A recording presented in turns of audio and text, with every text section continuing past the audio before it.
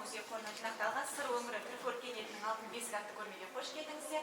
Барша түркі әлемінің абзаданған қорқыт бабамыздан бастау алған қорқыт бабамыздың мұралары, бақсылық, сәнге, күмісті емге деген қазақтарда керемет сөз бар. Алдарыңызда тұрған көмектестерге бұйымдар. Жеті имамның күші бір ахунда, жеті ахунның күші бір ишанда, жеті ишанның күші өнер орталығы.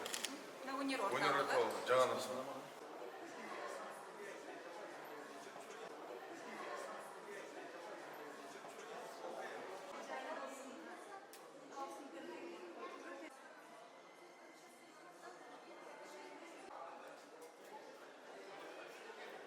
Қазба жұмыстары кезінде табылған құнды жәдігерлер және Қызылорда облысының визит картасына айналып отырған алтын адамдарымыз Осыған ақша Ханшайымы Жалмақтың кезіңізде. Мирабад Сақ